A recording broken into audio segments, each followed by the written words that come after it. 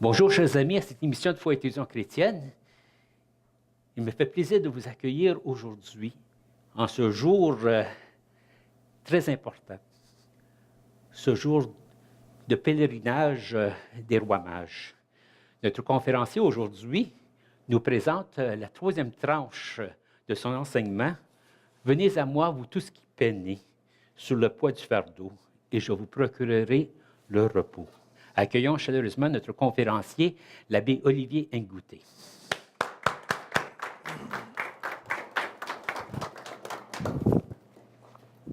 Merci. Bonjour tout le monde. En venant au Canada pour ma première année, et surtout mon premier hiver, j'en suis au 3e, donc j'en ai pris entre-temps. J'avais appris que quand il commence à faire moins 15, moins 20, on ne dit plus il fait froid. On commence à dire il fait fret. Et je commence ma matinée ce matin en disant il fait fret. Heureusement, notre Seigneur Jésus, qui nous appelle, venez à moi, vous tous qui peinez sous le poids du fardeau, veut nous apporter le réconfort et la chaleur dont on a besoin. Donc il fait fret dehors, mais on va prier le Seigneur de nous apporter la chaleur intérieure dont on a besoin pour braver les fardeaux, les jougs qui pèsent sur nos épaules, y compris le joug du temps, le joug du climat. Alors au début de notre pèlerinage, qui tombe bien en ce début d'année, ce moment de réflexion, j'avais dit pourquoi il me semblait intéressant de partager avec vous ma compréhension ou bien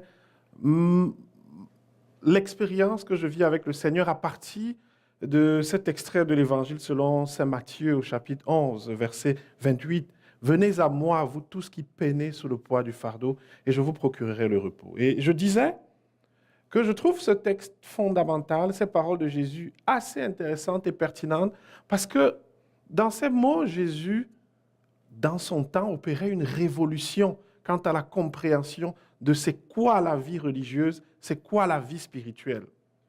Et je disais, dans cette petite phrase de Jésus, il parvenait à réconcilier la dimension institutionnelle, c'est-à-dire que la religion, la pratique de la religion, avec la dimension spirituelle, le développement personnel, la relation et la connexion avec Dieu.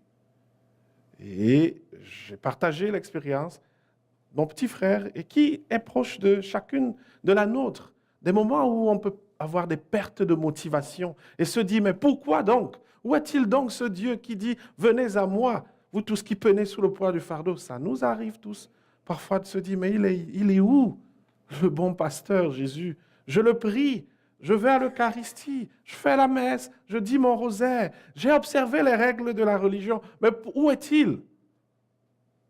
Et en approfondissant notre méditation hier, on arrivait à une expérience, à souligner quelque chose qui peut être un facteur limitant dans notre connexion avec Dieu et qui fait que parfois, et particulièrement en notre temps, on en est arrivé à séparer la religion de la vie spirituelle. Et je disais, beaucoup de personnes disent, non, moi, la religion, tout ça, c'est des inventions humaines. Maintenant, moi, je vais me concentrer à être quelqu'un de spirituel. Et on voit que beaucoup de pratiques de méditation se développent dans nos villes et nos villages parce que le monde a soif de cette expérience spirituelle en rejetant malheureusement l'expérience religieuse, en se disant non, la religion, ça n'a pas d'allure, ça ne comble pas mes besoins. Et je disais non, quand Jésus dit venez à moi, vous tous qui peinez sous le poids du fardeau, et je vous procurerai le repos. Il voulait nous rappeler à son temps, mais aussi, et ça reste pertinent aujourd'hui, qu'il est possible de vivre sa spiritualité, de vivre une connexion avec le Très-Haut, avec le transcendant, avec Dieu, avec Jésus, en étant religieux, en pratiquant sa religion. Il n'y a pas de séparation entre la religion et la spiritualité.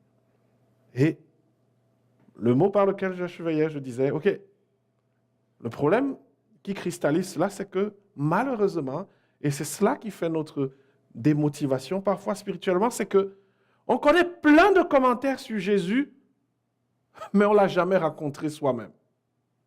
On a plein d'affiches sur Jésus, mais on a du mal à parler de ce que nous-mêmes on a ressenti sur Jésus, par rapport à Jésus.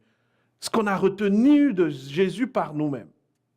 Et cela, ça se comprend. On a été baptisé parfois très jeune et on est entré dans l'enseignement de la religion. Mais l'une des choses qu'on a parfois oubliées dans notre cheminement, c'est de cheminer. Le baptême était une introduction. Mais l'introduction signifie qu'on est mis en chemin et il y a une route à poursuivre, d'où l'importance de rencontrer Jésus. Et on parle de rencontrer Jésus dans les divers espaces qui nous sont proposés. Et je pose la question aux croyants d'aujourd'hui.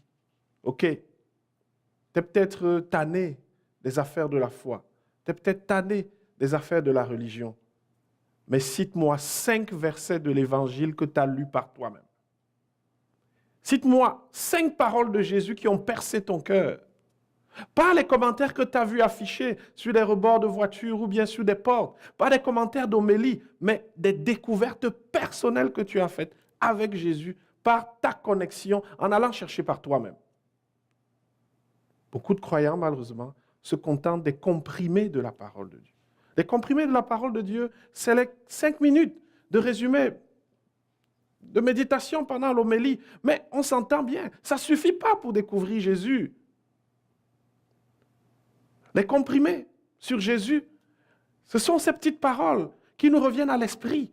Mais ça ne suffit pas. Il faut encore entrer en connexion personnelle avec Jésus. Et souvent, on est démotivé. On ne voit pas en Jésus le bon pasteur. On ne voit pas en Jésus celui qui nous accueille et qui veut nous décharger de nos fardeaux parce qu'on ne le connaît même pas, le Jésus.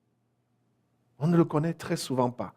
On a entendu dire, on a ouï dire au sujet de Jésus, mais parfois, on ne le connaît pas. Et parce qu'on ne le connaît pas, il n'y a pas de connexion. Et parce qu'il n'y a pas de connexion avec lui, on trouve que c'est tannant la messe, on trouve que c'est tannant les prières, on trouve que c'est tannant la vie de l'Église, on trouve que ça n'a pas d'allure participer à l'Eucharistie.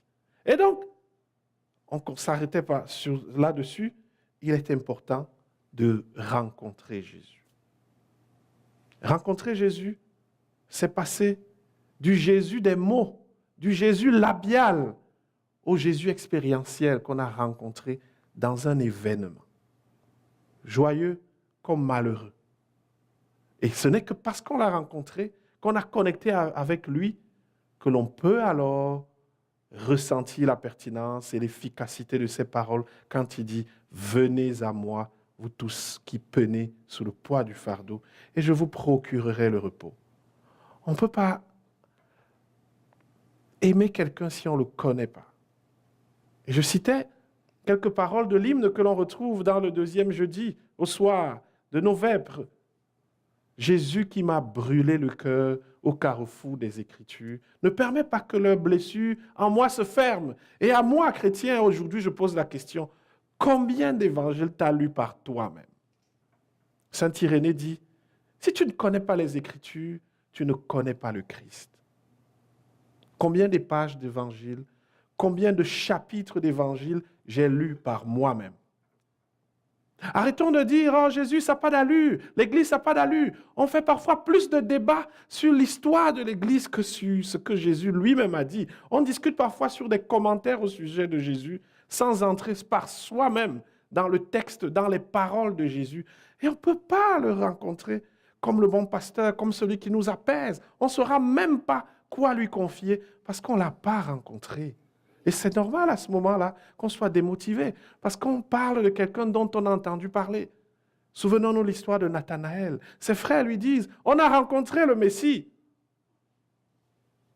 Et il dit, mais quoi de bon peut sortir de Nazareth? C'est un village perdu là.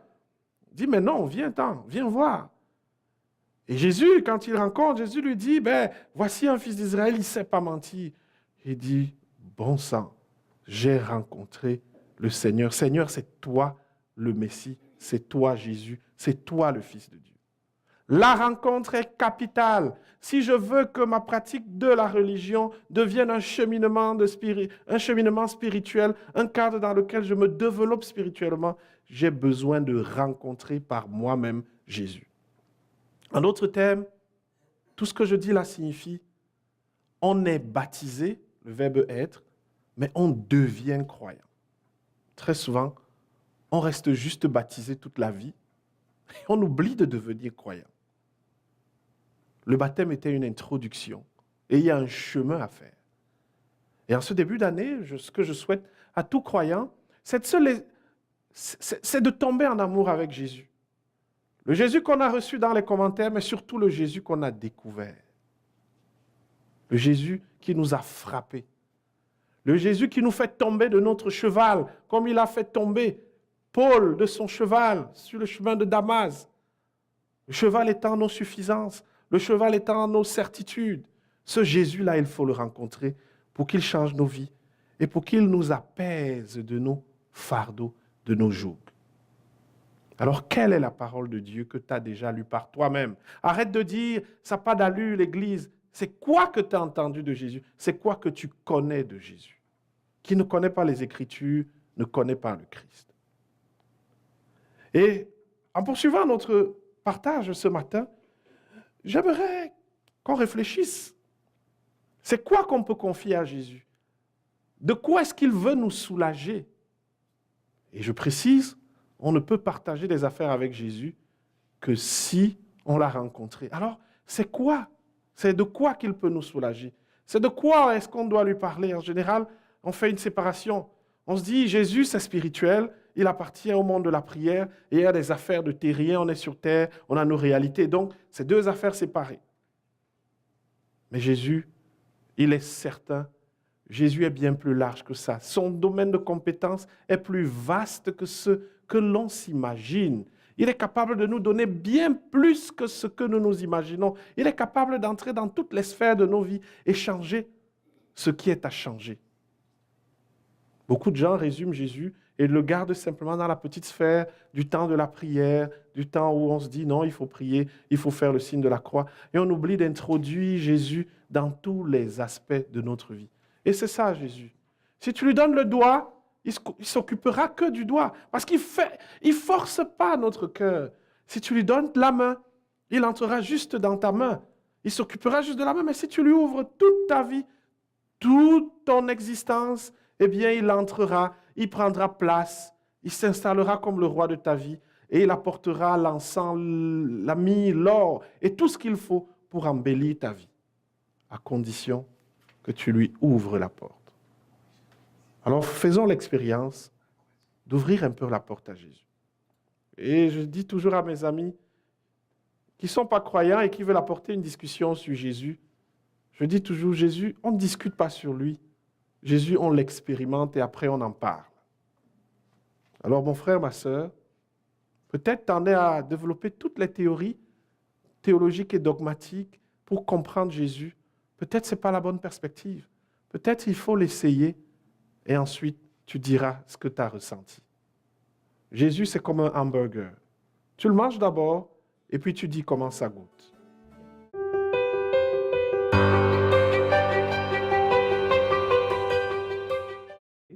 Par le Seigneur comme témoin et doit accepter au fond la mission en serviteur, en servante du Seigneur, un peu comme Marie.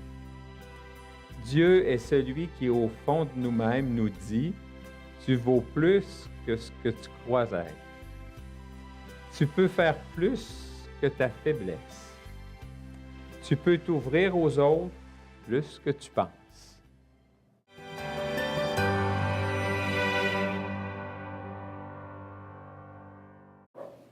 Comme je le disais, Jésus, c'est comme un hamburger. On ne parle pas de ce qu'on n'a pas goûté. On le goûte et ensuite on est capable de discuter de comment ça goûte. S'il y a une bonne tomate, s'il y a de la laitue, s'il y a du poivre, ainsi de suite. Mais j'ai encore un meilleur exemple. Je me souviens dans mes premiers jours, quand je suis arrivé ici, les amis me disaient, je demandais, mais c'est quoi les plats qui sont proprement canadiens? Et tout le monde m'a dit, la poutine, la poutine, la poutine. Et je disais, OK, je vais essayer la poutine. Alors des amis m'ont emmené dans un restaurant pour goûter la poutine. À cette poutine-là. J'étais tout excité, waouh, la poutine. Et je suis arrivé, on a servi les poutines, les frites et tout ce que ça comporte, du fromage. Et je terminais mon assiette. Je disais, waouh, c'est pas si bon que ça, là. Et tout le monde me demandait, mais comment tu as trouvé la poutine, là?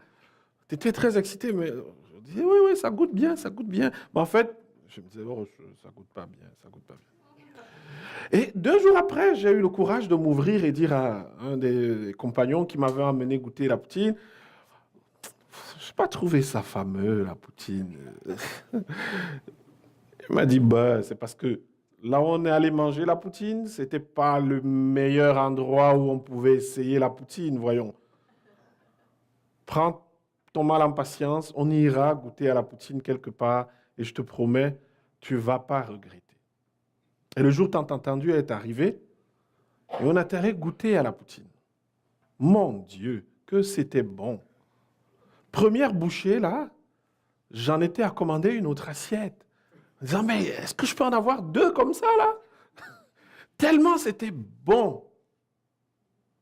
Et après, j'ai commencé à parler différemment de la poutine parce que, premièrement, j'avais été au bon endroit pour goûter à la poutine. Et deuxièmement, parce que j'avais véritablement multiplié les expériences avec la poutine pour me faire une idée complète de la poutine. Je suis certain que si je demandais encore à l'un ou l'autre de me faire la poutine, je suis sûr que j'ai encore beaucoup de choses à apprendre avec la poutine. Mais pour amener l'affaire à Jésus, je trouve que c'est intéressant parce que on peut avoir commencé avec Jésus une fois et on s'est juste abreuvé à des commentaires et ça ne suffira pas pour nous aider à entrer en contact avec Jésus. On peut avoir une deuxième expérience avec Jésus, comme dans le cas de ma poutine, la bonne, la pertinente, qui me perce le cœur, et dire ça goûte, il goûte vraiment bon Jésus. Et c'est à ce moment-là qu'on s'épanouit et qu'on approfondit notre relation. Donc Jésus, tant qu'on ne l'a pas goûté par soi-même, il est difficile d'en faire des discussions. Et malheureusement, avec nos frères, avec nos sœurs, je vous parlais de l'histoire de mon petit frère, j'avais fait tellement de discours pour le convaincre, mais il a rencontré Jésus quand il a expérimenté Jésus lui-même en allant visiter les malades. Donc, souvent, plutôt que de discourir sur Jésus, expérimentons-le. Et c'est pour ça que Jésus disait à ses disciples, venez et voyez. Venez et voyez. Alors, c'est parce qu'on a vu Jésus qu'on peut alors savoir de quoi il parle et de c'est quoi qu'on peut lui confier. Et en parcourant l'expérience que moi j'ai de la parole de Dieu, c'est que Jésus a la prétention et une forte prétention de s'occuper de nous et de porter tous les fardeaux de nos vies, quels qu'ils soient et quels que soient les domaines, de l'existence physique jusqu'à la plus petite préoccupation matérielle. Et on pourrait passer toute la journée et même le mois à parler de comment Jésus est capable de porter tous les fardeaux. Et j'aimerais qu'on se balade ensemble dans la Bible, dans la parole de Dieu, pour voir comment Jésus a touché à plein d'affaires, à plein de problèmes, à plein de fardeaux. Même ceux qu'on ne veut pas mettre sous son commandement, il y a touché. Des personnes ont fait l'expérience de lui confier tous les fardeaux de leur vie et il les a résolus. Alors intéressons-nous à la question matérielle. Parce que je crois savoir qu'aujourd'hui, la plus grande préoccupation de tout le monde, c'est comment je vais payer mes assurances, comment je vais faire de l'argent, je n'ai pas suffisamment d'économie, comment est-ce que je vais vivre? Et on se souvient tous de la parole. Si Dieu nourrit les oiseaux du ciel, s'il habille les plantes, à plus forte raison, vous, il ne disait pas d'être insouciant, et il nous encourageait à avoir la confiance en Dieu. Demain s'occupera de lui-même. Et je pense qu'en parlant de la question matérielle, comme fardeau qui nous pèse sur les épaules, ce que Jésus apporte à la méditation de cet texte, justement, c'est nous aider à cultiver un autre regard sur nos besoins matériels. Voilà, souvent, et ça c'est le conseil que j'ai reçu d'un père spirituel, je me préoccupais, je dois payer ma scolarité, qu'est-ce qui va se passer, comment demain va se passer. Il me disait, écoute là Olivier, là, tu vas te coucher ce soir, tu vas t'endormir, demain le monde n'aura pas bougé beaucoup. Là. Tu trouveras les mêmes problèmes, Mais avec quelque chose de différent, c'est que tu iras frapper à la porte et tu poseras exactement le problème que tu rencontres et tu auras quelqu'un pour te conseiller et te proposer la solution. Et justement, c'est une expérience que moi, personnellement, je fais tous les jours. Pas l'insouciance, mais la confiance. Que quand je suis coincé là, je fais confiance à mon Dieu. J'avance, je vais frapper à des portes, je pose le problème. Mais ce sur quoi j'aimerais insister, je fais confiance à mon Dieu. Beaucoup de monde meurt. Dès qu'ils voient une facture qui arrive, oh, ils sombrent dans l'anxiété. Oh, je ne vais pas m'en sortir, je ne vais pas m'en sortir. Ben, on fait ça depuis 30 ans, 40 ans, 50 ans. On ne fait que faire face à des difficultés. Mais quand Jésus nous dit, demain s'occupe de demain, il nous appelle à nous détacher de la préoccupation matérielle. Nous ne sommes pas juste le matériel. Nous ne sommes pas juste une facture qui nous pèse sur la tête. On n'est plus que ça. Et on ne peut s'en rendre compte que si on prend du recul. Voilà pourquoi Jésus dit, ne vous préoccupez pas de demain. Demain s'occupe de demain. Et remarquez bien, ça fait, en fonction de nos âges, de nombreuses années qu'on fait face à ces factures-là. Ben, qui est mort à cause des factures? Qui en est mort? Et Jésus nous apprend la confiance. On ne peut pas gérer des problèmes matériels. On ne peut pas efficacement gérer ses soucis matériels si on n'a pas confiance en soi. Si une facture, si une bille nous écrase déjà plus que les vrais autres problèmes de la vie. Et je pense qu'aujourd'hui, l'homme et la femme d'aujourd'hui qui portent le fardeau, le joug des problèmes financiers, doit redécouvrir, peut redécouvrir en Jésus cette personne qui inspire et qui aide à prendre du recul par rapport au problème. Tu n'es pas le problème. Tu es la solution au problème, mais tu n'es pas le problème. Beaucoup de personnes fusionnent avec leur fardeau. Et quand Jésus dit « Venez à moi, vous tous qui peinez sur le poids du fardeau, et je vous procurerai le repos », c'est ce qu'il veut nous apprendre, le détachement d'avec les problèmes. Nous ne sommes pas le problème. Nous ne sommes pas les problèmes. Nous sommes des personnes qui peuvent trouver des solutions aux problèmes. Souvent, nos anxiétés, à la base, c'est qu'on a fait un avec les problèmes. On a fait un avec des difficultés matérielles. Je ne suis pas que matériel. Ça peut attendre.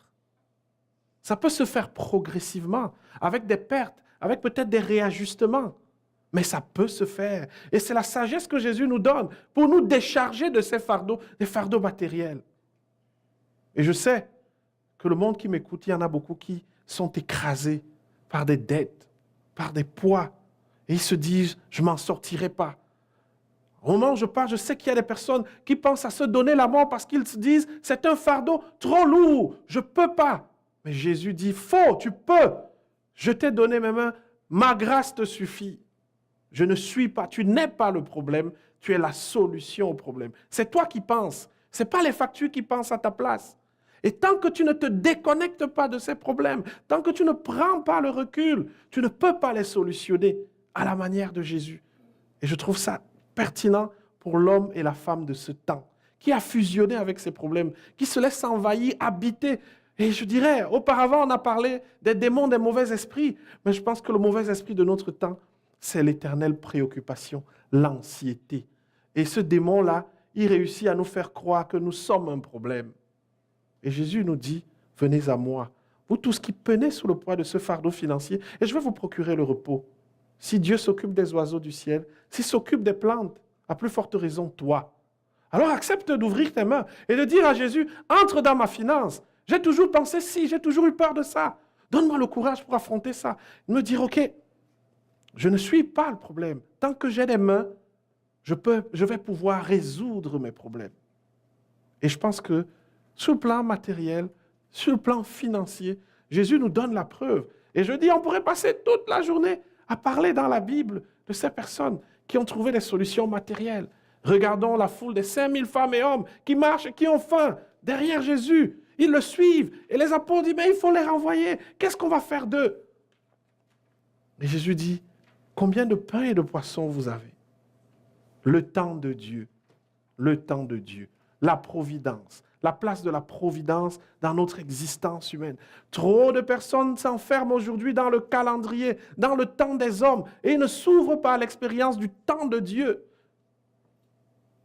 Quel est mon rapport avec les problèmes financiers? Et c'est là où j'aimerais que l'on réfléchisse aujourd'hui. C'est quoi mon rapport? Est-ce que je deviens le problème? À force de voir mes problèmes, je deviens le problème? Ou alors je garde la confiance que je suis fils de Dieu et que le Seigneur est venu pour moi, pour porter mes fardeaux, et je me déconnecte de mes problèmes. Je prends la bonne distance qu'il faut pour ne pas fusionner avec ces problèmes. Jésus est capable de te guérir de toutes tes difficultés financières, de prendre le fardeau de la finance qui pèse sur toi. Il est capable de te redonner la confiance dont tu as besoin, à condition que tu acceptes de décharger ce fardeau sur lui. Quand il dit « Venez à moi, vous tous qui peinez sous le poids du fardeau », il nous invite peut-être à lui parler de nos problèmes. Combien de personnes dans leur prière disent à Jésus « Tiens, Seigneur, j'ai une facture qui est arrivée ce début de semaine-là, ça n'a pas d'allure. Éclaire-moi. » En général, le monde dit, bonjour Jésus, j'ai des problèmes. Jésus, Jésus, sauve-moi, sauve-moi. Ben oui, dites à Jésus, Jésus, j'ai des billes, j'ai des factures. Là. J'ai 5 000 $ à payer, je ne sais pas par où commencer. Tu as dit, il y a les oiseaux, tu t'en occupes, les plantes, tu t'en occupes. Occupe-toi de moi, Seigneur. Et je vous persuade, et j'en suis certain, je parle avec la force de toute mon expérience spirituelle personnelle, je suis persuadé que le lendemain, vous trouverez sur votre chemin, peut-être pas le bon samaritain, mais la grâce qu'il vous faut pour vous soulager de votre fardeau.